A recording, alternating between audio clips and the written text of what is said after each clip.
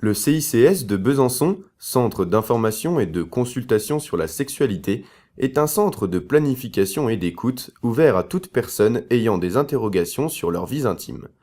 Adolescentes et femmes de tout âge n'hésitent pas à franchir les portes du CICS pour trouver conseils et solutions à leurs problèmes.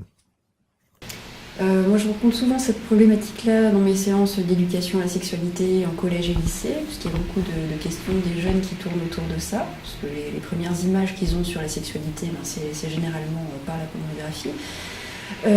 Donc c'est bien qu'on puisse en parler avec eux pour qu'ils puissent prendre pas mal de recul par rapport à ce qu'ils voient et pas l'appliquer à eux, ce qu'ils vont vivre dans leur relation.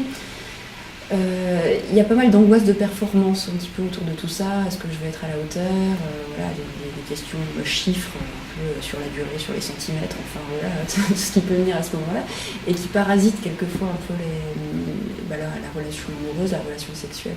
Ça se voit aussi un petit peu quelquefois en entretien psychologique, quand j'ai des personnes qui veulent me rencontrer, pensant qu'elles ont un problème sexuel, et en fait c'est parce qu'ils ne correspondent pas aux normes qui sont véhiculées des fois par la pornographie, quoi. Moi, je pense que c'est un peu la même chose en conseil conjugal quand je reçois des couples.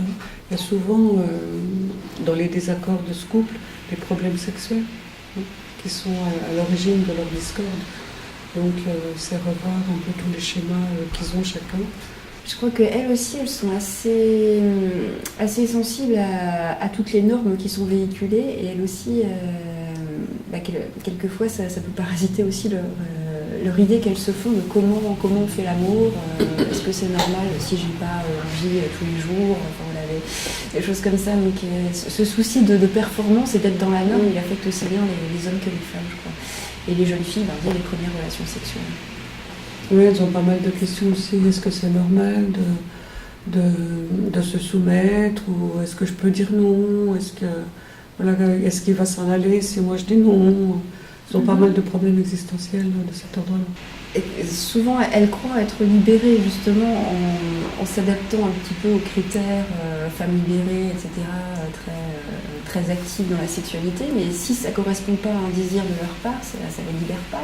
Ça ne fait que les soumettre à ce qu'on attend d'elles, ou à ce qu'elles pensent qu'on attend d'elles en tout cas. Une réaction? Un témoignage? Commentez ce reportage sur dijonsanté.fr.